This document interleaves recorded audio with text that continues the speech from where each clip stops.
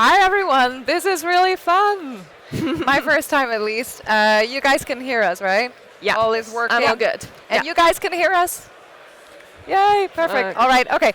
So, I'm Pia. I'm co-founder of Growth Tribe Denmark, Growth Academy, and I'm also in the board of this amazing event, TechBBQ, that you're all attending today, so thank you for being here. I am moderating this panel about talent. It's something that we threw together because we had a recent discovery that the definition of talent is it's very broad, and we actually don't really understand each other when we use the word talent. So in the startup ecosystem, talent is something that means one very specific thing for us. And we're all searching for it, and we're all trying to attract it, and we'll all recognize it when we see it, hopefully. But when we talk to politicians or larger organizations, talent is something very, very different and has to do with degrees and stuff. So, I brought 3 people today to talk about what qualifications they're looking for, how they define talent, and also what it is not when you're growing a company. So that's where you're getting, and you guys can just briefly introduce yourself. Yeah, Jessie? Hi guys, I'm Jessie. I'm joining you from a fintech scale-up here in Copenhagen called Pleo. Quick hands, does anyone know who we are? Excellent. So we'll chat more about scaling talent from a people ops perspective. I'm head of people there. Hi everyone, I'm Zoey. I'm actually the poster kid here. Kidding. So I'm also from Pleo, and I will be the case study here. Yes. Watch out. The talent. Hi, I'm Nikolaj. I'm from the happiness company Goodiebox. Anybody know that? Yeah. Yay! Ah, great. That's good. I co-founded the company and have been on the journey for the last 7 years. And the last 2, we 6-doubled. And in terms of people, we went from, I think, 40 to 115 in 6 months. So, yeah, a lot of talks about talent. And Very thanks for joining, impressive. everybody. Yes.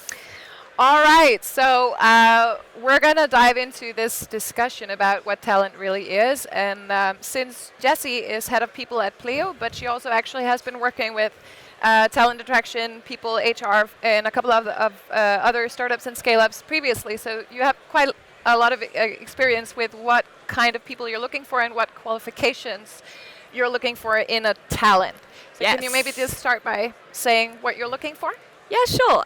So for context, I've worked at a couple of different scale-ups. The ones that you guys might know of is the food app Waltz. I was there back in the days, and Pleo now. So basically what happened at Pleo is we've gone from 50 people to 150 people in the past year. So we're growing up quite fast. And I think what a lot of people don't realize is what we're looking for. And specifically when we're talking to different people who are applying or looking to figure out what their career move should be, a lot of people are actually focusing on things that are quite out of date for us. So for example, yeah, I know, right? Oh, sorry. A good example is hiring on like this specific type of degree. I think that's quite outdated in normal startups, but it is specifically, that's not ever something we'll put on a job post. And it's honestly, it's not so interesting. I mean, if you look at Denmark, like I'm from South Africa, but the Nordics, like everyone has a degree pretty much. So it doesn't really set you aside. I just want to pause here and just sum up. She just said that degrees doesn't matter and that it's an outdated way of looking for talent. And like, have you guys seen a job post from a big corporate company that doesn't have like the top like qualifications is like how many years of experience you have and what type of degree they're looking for, right? I'm quite happy about it because I dropped out of my university, so I didn't get my master's, and everyone told me that like you're ruining your future. So I'm very happy. You know, and we'll hire you here any day. Just come right in. All right. Yeah. Cool. So you don't care about degrees? No. Yeah. And actually, I mean, I think a lot of people think like, oh my gosh, I've worked at this really impressive company. Take, for example, Google. Sounds super cool, right? Most interesting talent in the world. If you land someone from Google, you've made it. Yeah. We actually do have someone, no offense to Johan, but actually, if you look at that for us, that's not nearly as interesting as someone who's had that scale-up experience. So you can imagine, Pleo, we face this giant task of going from, we're 150 today, next year by the end we'll be around 400. Just in a headcount perspective, that's like doing your job at scale and then like improving at your job and just trying to survive all at the same time. And if someone's come from that background, it's so much easier because you can kind of plug and play. And the skills that you learn is just kind of a unique profile. And what you learn is it's actually a mixture of being operational and executional together with strategy. And that you often don't find. So that's been really useful for us. Like if you're from Airbnb like 5-7 years ago, that's the period that's super interesting. But today, you wouldn't hire someone from Airbnb that works there now. We hire everyone. I'm never saying no. All right. Yeah. Okay. But we have turned down someone from Airbnb. I kind of want to wait with your story, so just a little bit and skip to you, Nikolaj, because you are also a company in amazing growth. So exactly what Jessie is talking about at Pleo, this is also what you're experiencing. So do you want to add to what type of talent you're looking for, or what kind of qualifications you're looking for? Yeah, the short answer, there's no easy answer to that, right? So it's a very individual thing. And for us, we changed completely in how we look at talent acquisition over the last 2 years. And for us, it's really intense dating, because it's such a crazy thing to be a part of a startup going through the journey that we have right now. So we really want to make sure that whoever we get on board, that we give them the best qualification to succeed in their journey. So if anybody ever sits across from me in a job interview, the first question I would always ask them is like, where are you coming from and where do you want to go, right? So in this case, Zoey Incorporated, what does that look like and what's the journey you on and how can we help? So it's going completely from, we have a hole to fill, and now we're taking Zoey or whatever we have and just trying to put her in that square or that circle. And instead of trying to figure out that the individual that is obviously qualified, what is that talent, what is the talents that person have already, and how can we help develop them even further, right? So we think it as an alliance, and we're very outspoken about the fact that we only have each other for a period of time, and how can we make sure that person develops in the fastest and best possible way on her journey. Yep. And if we facilitate that, then she will take us on new heights, and we'll just trying to climb onto that roller coaster. But basically we know that if we make that happen and make sure that person is in her sweet spot, then she will do amazing things, right? I love that, because you kind of switched it around, and you're trying to find the people where you can join their growth journey. Yes, and so kind of piggyback on talents that are growing themselves. That's amazing. Just a little step back would be like, that's admirable and that's great, but that's after you find the actual talent. Like these are for the talented people that who are on a growth journey that you may or may not be a fit with. But how do you find those talents? And I know it's been a struggle for you guys in your growth journey to find those people. And I know you had a lot of people applying, and you had a lot of people in for interviews, and you simply waited, I think it was like 9 months where you almost didn't hire anyone simply because you couldn't find them. So when you're looking at those applications, what is it that you're drawn to, and what are you not drawn to? That's a really good question. And I'm drawn to clarity. So I don't care if you have a degree or you already have the practical experience, but I want clarity. What is that you want? And that's typically the most difficult thing, right? In a relationship is something else, and I think they expect the same from us as a company. So what is it that Goodiebox is about? And we're very articulated about that. We want to be the happiest company in the world, and we're all about happiness. And for us, happiness for our members mean one thing, but for happiness for our team means something else. And it means that we give you the playground to accomplish great results, but also help you fulfill your purpose. And that's why we are kind of looking at and do very deep talent analysis. And the way to get through that is to be very specific about what you want to do, right? And again, we're talking about transparency in these job interviews, and there's nothing, you don't sell anything. You're trying to match up and see if there's a match, right? And I think times has also changed a little bit there to our advantage. So let's be completely honest. I'm also not trying to oversell Goodiebox, because the first day you will come in, you will learn that, holy shit, Nikolaj does that, or oh, we don't have that, or so really trying to be like completely straightforward, and we want the talents to be the same, right? And if I read like a cover letter that says, this is the way I want to go, I don't care where you're coming from. That would be very interesting, regardless of what your education is. Right. All right, so Zoey, the elephant in the room, the actual talent, the one we're all trying to hire. Do you feel like you fit the traditional box of a qualified, talented person everyone is attracting, or how do you see this? Definitely not. Definitely not. Okay. How do you not fit the traditional box? So first of all, like I dropped out from school even earlier. Hey, two of us. Yeah, so I dropped out from high school, and I had to find my own kind of career path, and it's completely like no one has set up the path for me, not the school, not society, and so I had to find out where I want to head to. And so in that case, like if I look at all the advertisements, it would be like a total defeat, because I don't have the degree. Yeah. Most of the time, I don't have the specific experience that they want. I don't have like really solid background. I still remember like I was asked those questions like when in the early time, like so do you have a degree? Do you have this skill? Do you have experience?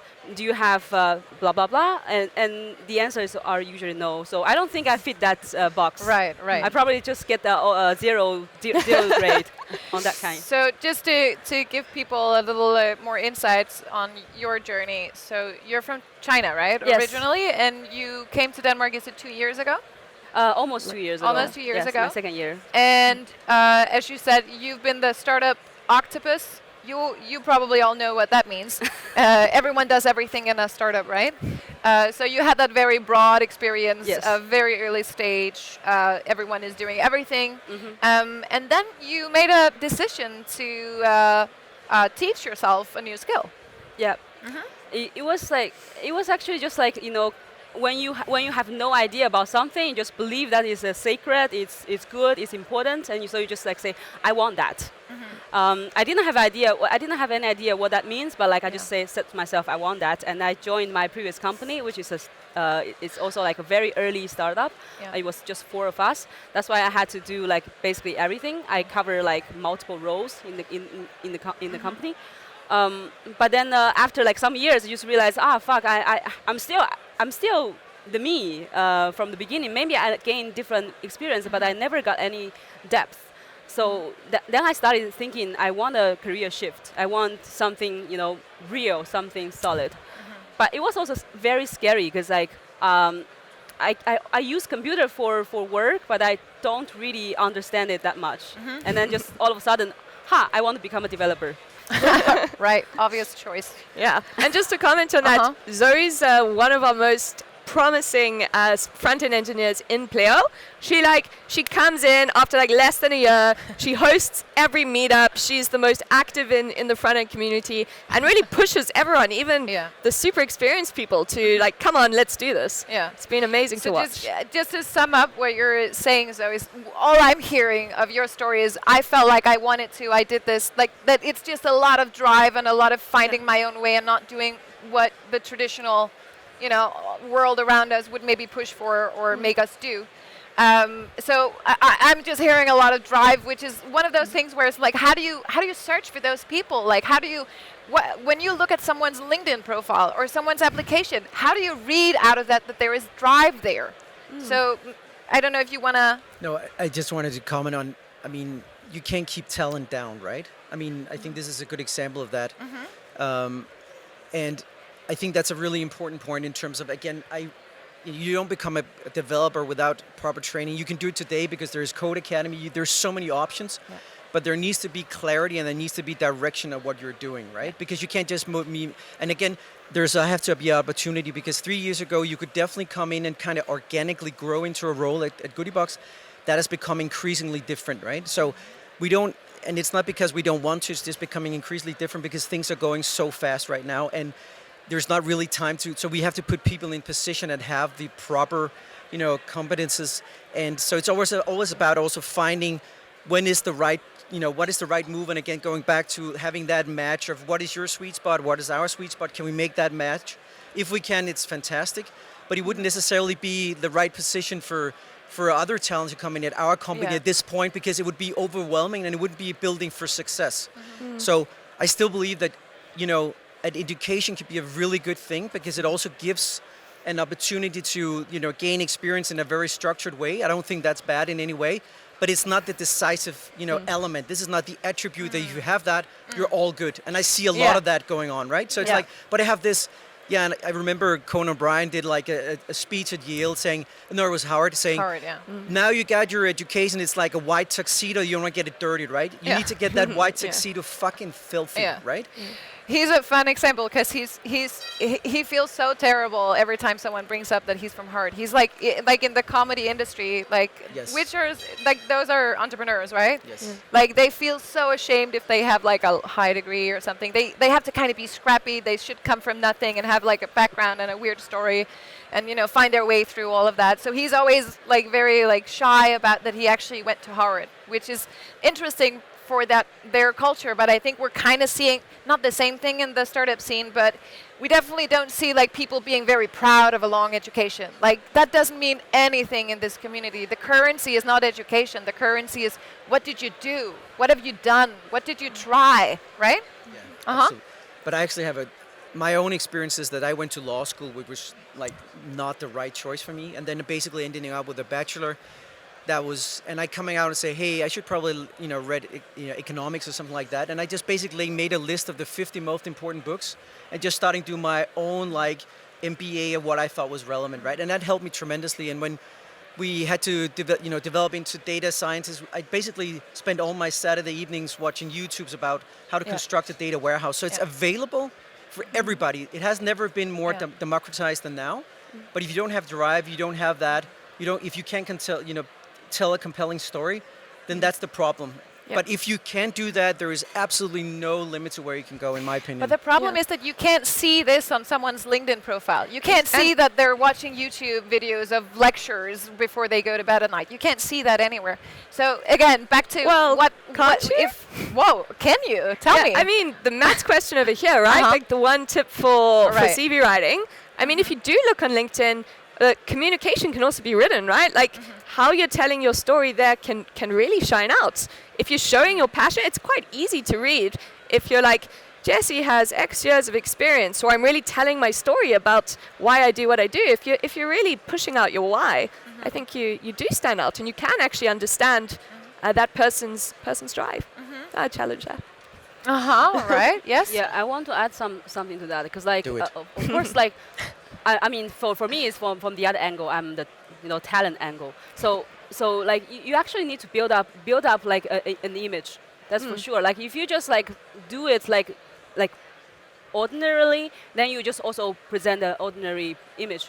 But if you just like put on a lot of stuff that you are doing, you show what effort have you made, and also like those achievement that you have you are proud of yourself. Then other people can see that too. Yeah. But I guess like that's the part most people don't find it important, so they don't make enough effort. And then at the end they will just say that my talent hasn't been recognized. But like if you don't represent yourself, how come people can recognize you? So what you're talking about here is what I very much would think about as like the mindset thing. You're looking for what type of mindset people have. Are they waiting for permission? Or are they going after what they want, like that drive and that clarity also about what they want and where they want to go and what they want to work with? So is there something about the mindset that you're kind of do you have ways of figuring out what kind of mindset people have, or is that really just a feeling?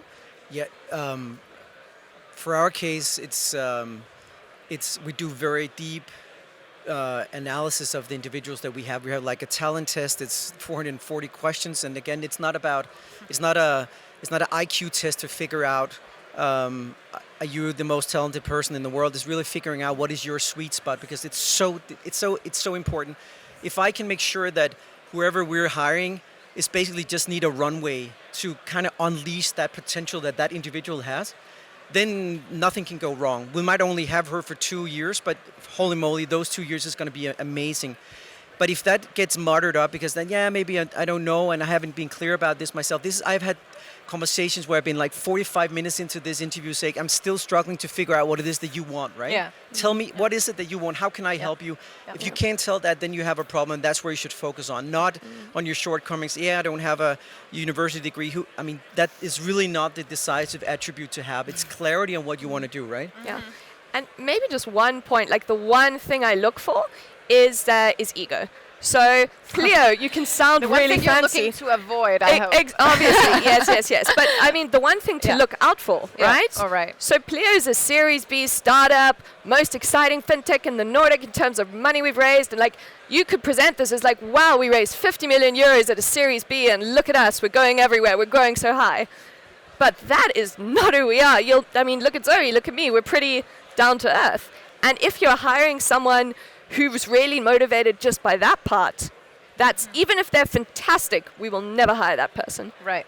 No, it's Ego is toxic in any setting, really. But in a growth company, everyone has to be a team and on board. So this makes a lot of sense. But again, it's hard to. How do you spot it? Like, what is the specifics here? Yeah. Yeah. That's a really. I mean, again, if I could tell you, that would be fantastic. But it's.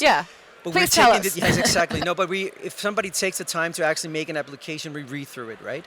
And we can see pretty fast, is there a thought behind this application? Then it will give its fair chance, right? And again, it will go back to the moment of truth is there clarity? Is there decision? Because decision just gives clarity in terms of, yes, this is what I want to do, right? And again, we have Caroline Wozniacki in Denmark, who's like this famous sports person, because she, at the age of like 9, said, I want to be the number 1 in the world. Is she the most talented person? No, but she's committed. Yeah. She's completely determined on when to do this, and she will put in the hard work, and then you can go anywhere, right? And we will love to get that talent in. Yeah. We will do everything that we can. Yeah. But if you're not determined on what you want to go, if you don't have made this decision, then it's going to be very difficult, because then it's going to be very reactive instead of proactive, right? Yeah. And for us, we probably wouldn't hire someone like that. So something that we look for a lot would be when we're testing for ego, because we do actually have specific things we look for, it would be like teamwork. And if this has been an individual path, I will push everyone out of my way to reach the top, for example. We kind of have a flat hierarchy. That's not the most important thing to us. It could be a red flag for you. Yes, exactly. And we'd push hard onto that. Yeah. My point is not hiring Wozniacki, because nobody can work with her. No. That's obvious. But of course, no company can go without team effort, teamwork. But for somebody that understands that, it's a very obvious choice to be a part of a team, because things happen when you're in a team, right? So even if I have an individual goal of being the best in startup, whatever you will very clearly understand that I need to make the people around me work just as good and help to, so that 1 + 1 = 3 instead of, -1, right? Sure. All right. So I want to switch gears a little bit, because we only have 10 minutes left, and these people have a lot to say. So I have a few questions where I'm kind of just looking for reactions or one-liners, if possible. Are you ready for that? Yes. All right. Okay, so we talked about a few things before being here in front of you guys today, and you guys have been saying a lot of outrageous things, I have to say. So one thing I want us to, if possible, just say a few words about its diversity. Because that's something that you mentioned kind of in like a by-sentence, that no, we don't believe in diversity. We will never be that company that has a policy about diversity on a company level. So this is where obviously we have to be a little more specific, because no one is against diversity, but you do have a specific way of looking at it, which I kind of loved. So I'd love for you to just say a little bit about that. I'll try to do it in 2 sentences. So we don't look for diversity quotas, or look how fancy we are. We have so many women. We have over 45 nationalities. We're fantastic. Instead, what we look for is diversity of thought, and how that is on a team level. So not in the company-wide, it makes a pretty painting, but it doesn't actually bring you diversity of thought in how you're building a product. So having 45% of women in your company, and they're all in your HR department or so, that wouldn't be diversity? In my mind, no, for that team it's great. With only women? For the people ops team, no, you said 45%. No, sorry, 45% of the women in the company, but they were all in one department. Oh, right. Yeah. No, not necessarily. You should see our team. There are 9 of us, and we're all trying to complement each other in different ways. How on earth can... also, if you're hiring people, right? You have everyone has all these biases. Yeah. You want to avoid those. Yes. All right. And for Goodiebox, because you're one of those few companies that actually are very good at attracting women.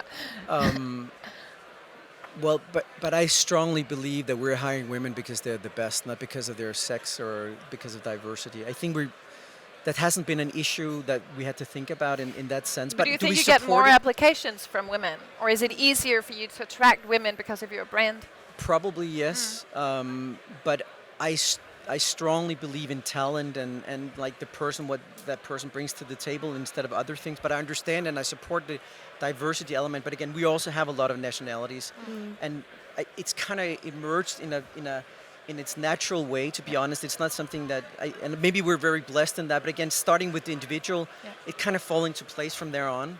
So again, we have a lot of women, we also have a lot of men, but we mostly have a lot of really, really, really talented, amazing people, right? Yeah. And that's basically, that's and it sounds like the politically correct answer to do, but honestly, I believe that, right? So you don't have a policy?